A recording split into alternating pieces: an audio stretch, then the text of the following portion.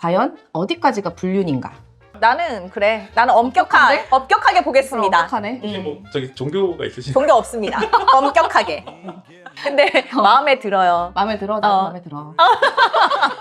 사실 좀 애매하니까 이제 오랫동안 지켜봤던 건데 또 이제 부정행위 의심되는 정황은 있었던 것이 서로 문자나 카카오톡 이런 걸 지나치게 많이 하는 거예요. 와이프보다 훨씬 많이 로그인을 했는데 그 이후에 자동 로그인이 돼가지고 실시간으로 그 카톡을 거의 보고 있었던 거예요. 그러면 남편이 치고 상간녀가 대화하는 걸 아내가 이렇게 하고 본 거예요?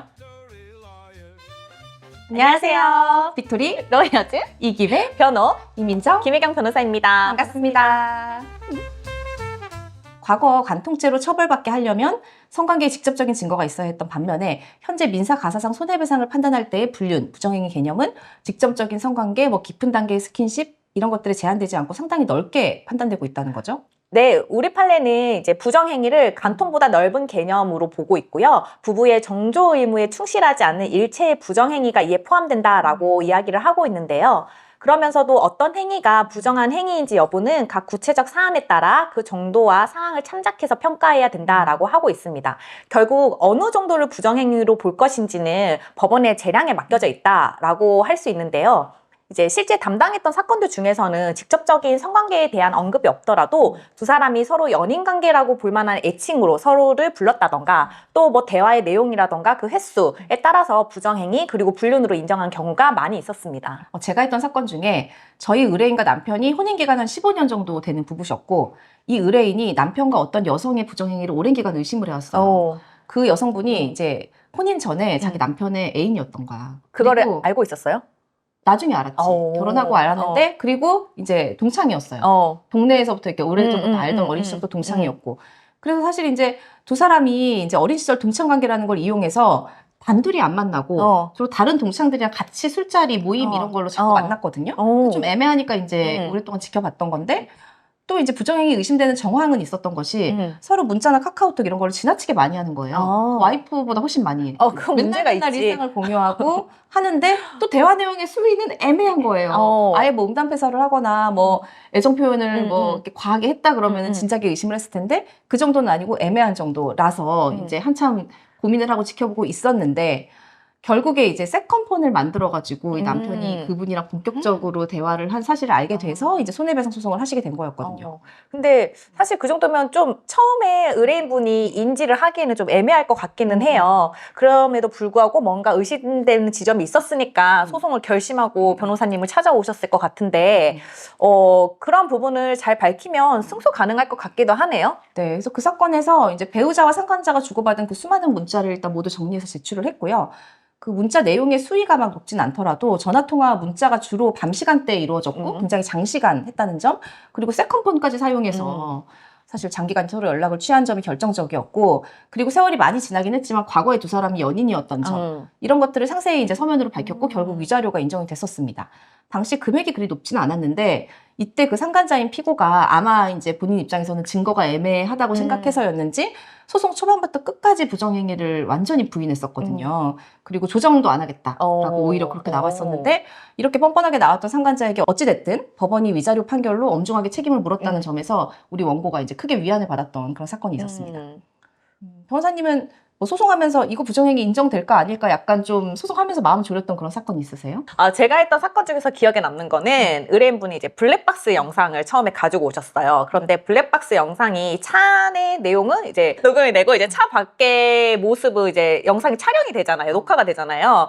그런데 이제 대화 내용을 의뢰인분이랑 들어봤는데 그 대화 내용이 굉장히 그냥 평범해요. 두 사람이 직장 동료였고 이제 평소에 카풀을 하는 사이라서 직장 얘기, 서로의 배우자 얘기, 아이 얘기 이런 되게 평범한 대화뿐이었고 이제 내려서 어딘가를 걸어가는 모습이 촬영이 되는데 그 촬영되는 모습도 그냥 정말 약간 이렇게 떨어져서 걷는 거예요. 팔짱 안 껴. 그냥 안 기대. 그러니까 너무 애매한 거야. 손 잡지도 않아. 그랬으면 내가 여기서 고민하지도 않았겠죠. 철저한 사람들이네. 엄청 철저한 사람들이죠. 그래서 영상을 보고 뭔가 좀 애매한데 좀 부족한데 라고 하면서 의뢰인분한테 저희가 또 이야기 드리잖아요. 증거가 부족할 때 이런 증거 어떠냐 저런 증거 어떠냐 좀 더 찾아보세요 라고 안내를 드리는데 당시에 또 굉장히 핫했던 증거가 구글 타임라인이었잖아요. 한때 구글 타임라인이 이 변호사들이 업계에 엄청나게 히트를 친 적이 있었죠. 획기적이었죠. 획기적이었죠. 그래서 구글 타임라인을 한번 확인을 해보셔라. 남편분이 집에서 컴퓨터를 사용을 하시고 로그인이 평소에 되어 있으면 구글 타임라인에서 아마 그 동선이 뜰 거다라고 해서 봤는데 그 차 가는 그 거리와 이제 거기를 이제 함부로 넘어서서 모텔이 있었던 거예요. 근데 거기에 머물렀던 게 다 찍혔던 거죠. 그래서 저희가 이제 부정행위를 입증해서 위자료를 인정받은 사건이 있었습니다. 그럼 구글 타임라인 이제 너무 유명해져서 다들 요즘에는 그래서 유명해져가지고 많은 분들이 위치를 다 끄시더라고요. 그래도 아직 걸려드는 사람도 있어. 간간이 있으세요. 네. 간간이 있지만 너무 소문나면 안 돼. 이거 약간 업계 비밀 이런 거 같긴 한데. 이미 유튜브 어딘가 있을 겁니다. 맞아요. 어쨌든 해피엔딩으로 끝난 사건이었는데 네, 완전히 해피엔딩이었죠. 그 제가 했던 사건의 경우에는 의뢰인이 남편과 이제 상간녀의 카톡 대화 내역을 확보는 했어요.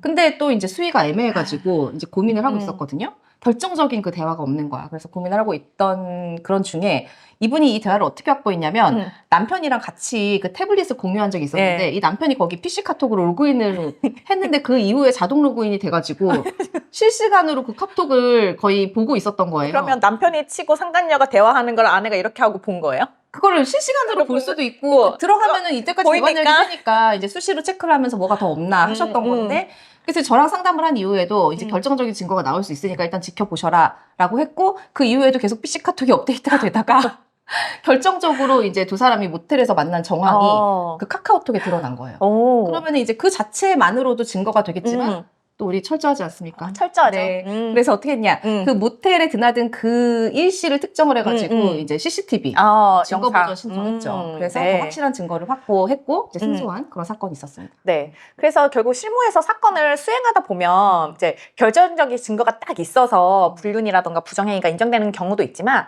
약간 수혜가 애매한데 이 정도 증거로는 될까라는 경우라도 이제 다른 정황들로 보강을 해서 이제 판사님을 잘 설득을 하면 승산이 충분히 있는데요. 그러니 이 정도로 불륜이 될까? 내 증거가 너무 부족하지 않을까? 라고 고민이 되시면 일단은 증거를 가지고 변호사 상담을 받아보시는 게 굉장히 좋을 것 같습니다. 네. 특히 이제 제가 방금 말씀드린 것 같은 그 CCTV 증거 보전 신청 같은 것은 스피드가 생명입니다. 맞아요. 왜냐하면 그 CCTV를 보관하는 기간이 뭐 그 숙박업소나 뭐 어떤 상가나 이런 데마다 다 다르기 때문에 빠르게 결정을 받아내야 되니까 좀 서두르시는 게 좋죠. 네, 뭐 짧으면 뭐 일주일, 길어봤자 보름. 그렇더라고요? 네, 보름이고 정말 길면 한 달이라서 빨리빨리 움직이시는 게 굉장히 중요하죠. 네. 예.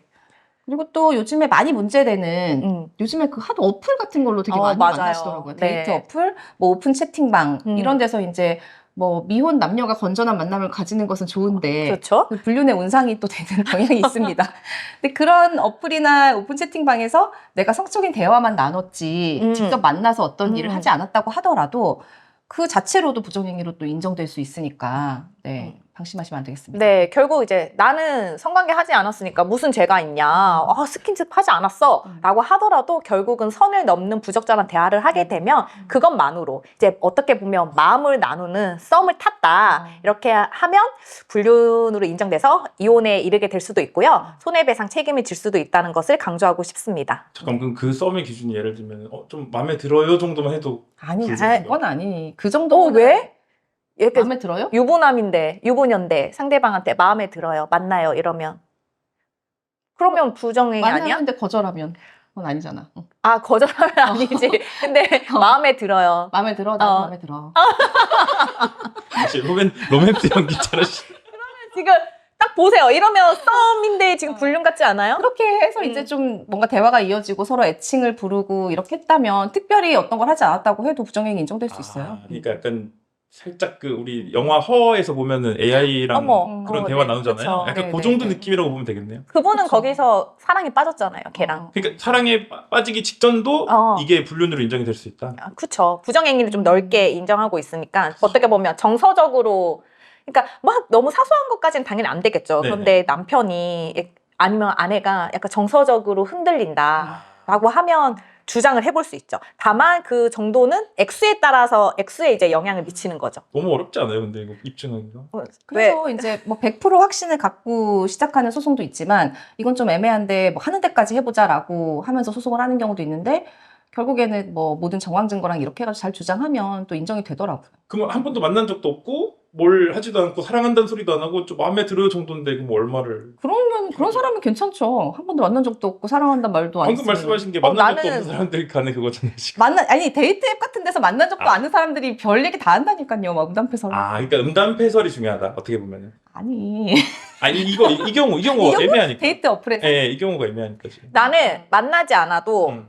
서로 보고 싶다, 음. 사랑한다, 마음에 든다라고 대화를 주고받았다면 일방적인 감정이 아니라 네, 주고받았다.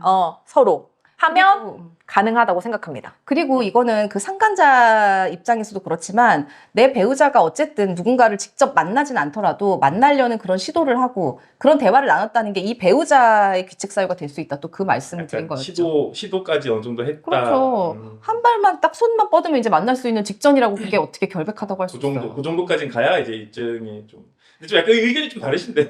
나는 그래. 나는 엄격하게 보겠습니다. 어떡하네. 혹시 뭐 저기 종교가 있으신? 종교 없습니다. 엄격하게. 네, 간통죄도 폐지된 상황에서 우리 법원이 이렇게 부정행위 개념을 넓게 판단하는 경향에 대해서는 바람직하다고 생각하고요. 다만 부정행위를 인정했으면 그에 대한 위자료 금액도 지금 수준보다는 좀 상향되는 것이 맞지 않나. 네, 어느 정도 금액이 돼야 불륜을 저지른 그 자들에게도 엄중한 경고가 될 것이고 또 피해자 입장에서도 금융치료. 그쵸. 네, 그런 말 있잖아요. 아주 중요하죠. 네, 실질적인 위로가 될 수 있는 좀 납득할 만한 금액으로 상향되어야 한다. 그런 생각입니다.